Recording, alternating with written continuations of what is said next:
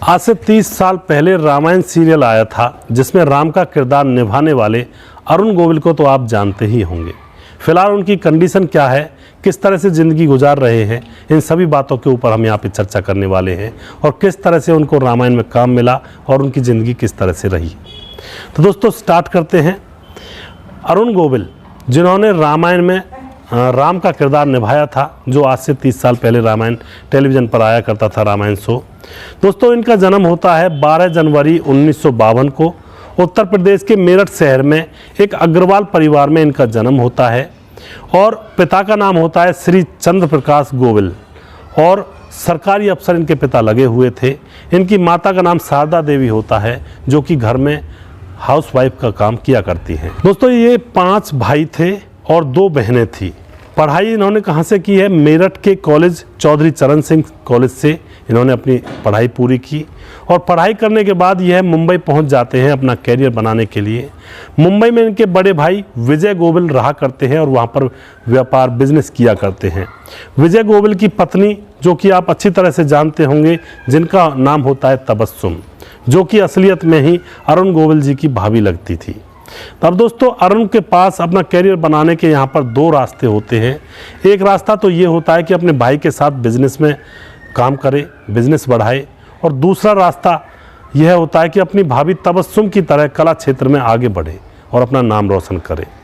दोस्तों अरुण गोविल की भाभी तबस्सुम है फिल्मी दुनिया में उनका बड़ा जाना माना नाम है। बहुत दिनों से काम कर रही है और काफ़ी योगदान उन्होंने बॉलीवुड को अपना दिया है। हालांकि अरुण के फैन नहीं जानते हैं कि जो तबस्सुम है वह उनकी सगी भाभी है। कि जो फैंस हैं उनको ज़्यादातर नॉलेज इस बात की नहीं है। अरुण गोविल जी ने पहली फिल्म पहेली, जो कि 1977 में आई थी, उसमें अपने कैरियर की स्टार्टिंग वहाँ से की थी और उसमें इनका जो रोल था वह साइड रोल था।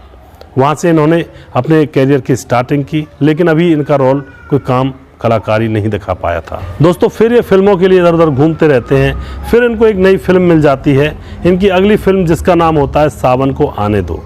उस फिल्म में इनको लीड रोल मिलता है और वहाँ से लोग इन्हें पहचानने लगते हैं और अरुण जी के कैरियर की गाड़ी यहाँ से चलने लगती है।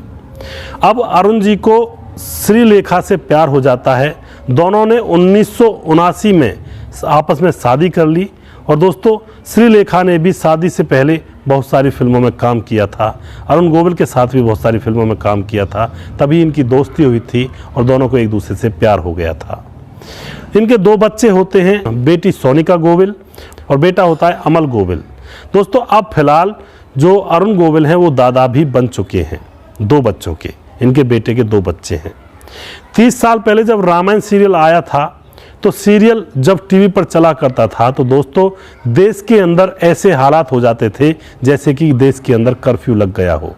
उस टाइम के लिए जब वह रामायण सीरियल टीवी पर आया करता था, इतना क्रेज़ था उस समय रामायण का, क्योंकि भोले भाले लोग थे। लोग यही जानते थे कि टीवी पर जो दिखाई दे रहा है राम है, लक्ष्मण है, यही भगवान है। उनको ज़्यादातर ये ज्ञान नहीं हुआ करता था कि यह रोल कर रहे हैं। दोस्तों अब यहाँ पर जो रामायण का बोलबाला था उस समय खूब बढ़ चढ़ कर समाज के अंदर बोल रहा था, जिसमें अरुण गोविल जी को राम का किरदार मिला था और अरुण गोविल जी के अंदर सभी लोग राम की मूर्ति देखा करते थे। रामायण से अरुण गोविल ने जो राम का किरदार निभाया था वो बड़ी खूबसूरती से निभाया था और दोस्तों लोग उनमें श्री राम जी की मूर्ति देखने लगे थे। कहीं भी अरुण गोविल लोगों को मिल जाया करते थे तो दूर से ही उनके चरण स्पर्श करने लगते थे और उनके पैरों में लेटने लगते थे। लोग इतने ही भोले भाले थे उस ज़माने में। और दोस्तों दूसरा कारण ये भी था कि अरुण गोविल जी ने राम का जो किरदार था बड़ी ही एक सूझबूझ के साथ निभाया था। लोगों के दिलों में एक जगह बनाई थी और आज भी लोग जब अरुण गोविल जी को देखते हैं तो उनमें राम की छवि ही देखते हैं। अरुण गोविल जी ने जो काम किया था रामायण के अंदर, बिल्कुल लगता था कि जैसे ये साक्षात श्री राम ही उतर आए हैं। लोगों का कहना ये भी था कि अगर राम होते तो ऐसे ही होते। इसलिए लोगों के दिलों में रामायण के रूप में अरुण गोविल जी ने घर कर लिया था और लोग बड़ी रिस्पेक्ट किया करते थे। घर से भी निकलना इनका मुश्किल हो गया था उस दौर में। घर से निकला करते थे तो या तो अंधेरे में निकला करते थे या रात को शाम हो जाती थी तब निकला करते थे, जिससे कि लोग पहचान ना पाएँ। तो इस तरह का फ़ैन फॉलोइंग इनकी बन चुकी थी उस समय। दोस्तों, लोग इन्हें देखते ही हाथ जोड़कर इनके सामने खड़े हो जाया करते, इनके पैरों में गिर जाया करते। यह तो आम बात सी हो गई थी। इस बात से अब अरुण गोविल जी को थोड़ी सी आदत भी लग गई थी कि भाई ये तो अब होना ही है, अब क्या करें, इससे पीछा नहीं छूटता। दोस्तों, अब क्या होता है, राम का किरदार निभाने के बाद अरुण गोविल जी ने लवकुश, कैसे कहूँ, अपराजिकता, वो हुए ना हमारे और प्यार की कश्ती में, इन सीरियलों में काम किया। पर लोग उन्हें श्री राम की छवि में ही देखना पसंद करते थे, इसलिए वो इन सीरियलों में कामयाब नहीं हो पाए। दोस्तों, इसलिए उनको आगे चलकर काम भी नहीं मिलना बंद हो गया था, क्योंकि लोग उन्हें राम की छवि में पसंद करते थे। और जो डायरेक्टर हैं उनको काम दे भी तो किस तरह का काम दें, उनके सामने यह बड़ी चुनौती बन गई थी। लोगों के कलेजे से नीचे उतरता नहीं था उनका कोई और रोल, और राम का किरदार हमेशा निभाया नहीं जा सकता, इसलिए उनका कैरियर यहाँ पर समाप्त होने की कगार पर आ गया था। उन्होंने बहुत प्रयास किया था, कई धारावाहिकों में काम किया था, लेकिन लोगों ने एक्सेप्ट नहीं किया था। लोग तभी भी उनके अंदर राम की छवि देखा करते थे। अब उनका जो एक्टिंग कैरियर होता है वह ख़त्म हो जाता है, और अब वो 10 साल के लिए बॉलीवुड से एक तरह से गैप ले लेते हैं, बॉलीवुड की दुनिया से दूर हो जाते हैं। 10 साल के लिए टीवी की दुनिया, बॉलीवुड की दुनिया से बिल्कुल ही दूर हो जाते हैं। अरुण गोविल जी एक चमकते हुए सितारे थे, लेकिन फिर भी उनको काम नहीं मिल रहा था। यह बड़ी एक देखने वाली बात थी दोस्तों, लेकिन वह हारे नहीं। जब उनको काम नहीं मिल रहा था तो वह घबराए नहीं। फिर उन्होंने प्रोडक्शन का काम संभालना स्टार्ट कर दिया। जो उनके साथ लक्ष्मण बने थे, उनके साथ ही उन्होंने प्रोडक्शन का काम स्टार्ट कर दिया था, और उन्होंने दूरदर्शन के लिए बहुत सारे प्रोग्राम बनाए। दोस्तों, अरुण गोविल ने राम की छवि से बाहर निकलने का भी बहुत सारा प्रयास किया, बहुत कोशिश की कि लोगों के दिलों में उसकी जो राम की छवि है वो दूर हट जाए, तो उनको भी कुछ काम धंधा मिले। दोस्तों, इसलिए उन्होंने फिल्मों में बोल्ड सीन भी किए, और कुछ धारावाहिकों में उन्होंने नेगेटिव किरदार भी निभाए, लेकिन अफसोस वो लोगों के दिलों में से नहीं निकल पाए। उनकी जो छवि थी, राम की छवि, वो लोगों के दिलों में इस तरह से घर कर गई थी कि वो लोग उनको किसी दूसरे किरदार में देखना पसंद ही नहीं करना चाहते थे। अब क्या होता है दोस्तों, वह कभी भी अपनी राम की छवि से बाहर नहीं निकल पाए। भले ही रामायण को 3 दशक हो गए हों, पर अरुण गोविल जी आज भी राम के रूप में ही जाने जाते हैं। हमारी नई पीढ़ी जो है वो भी उनको राम के रूप में जानती है और राम के रूप में पहचानती है।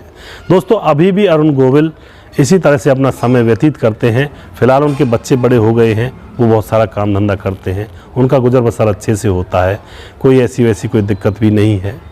लेकिन यहाँ पर यह भी एक साबित होता है कि लोगों का ज़्यादा प्रिय बनना भी खतरनाक हो जाता है।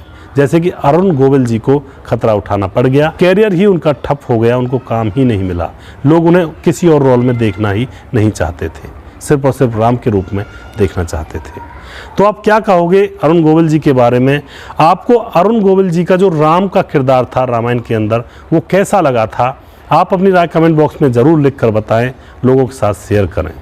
दोस्तों, बहुत ही अच्छे कलाकार हैं अरुण गोविल जी, जिन्होंने बड़ी ही मेहनत से राम का किरदार निभाया और बिल्कुल राम के स्वरूप में उतरने का पूर्ण रूपेण प्रयास किया था। दोस्तों, ऐसी स्टोरीज़ के ऊपर मैं यहाँ पर इस चैनल पर वीडियोस लेकर आता हूँ, फिल्मी कहानियाँ। यहाँ पर फिल्मों से जुड़े हुए लोग, फिल्मों से जुड़ी हुई कहानियाँ, यही चीज़ें मैं लेकर अपने चैनल पर आता हूँ। इस चैनल को सब्सक्राइब करें, हमें आगे बढ़ने में सहयोग करें और आगे बढ़ाएं। दोस्तों, हमारे प्रोग्राम आपको कैसे लगते हैं कमेंट में लिखिएगा ज़रूर, हमें उत्साह मिलेगा, काम करने की और उम्मीद यहाँ पे जगेगी। अगला प्रोग्राम मैं जल्दी फिर से लेकर आऊँगा, तब तक जय श्री राम।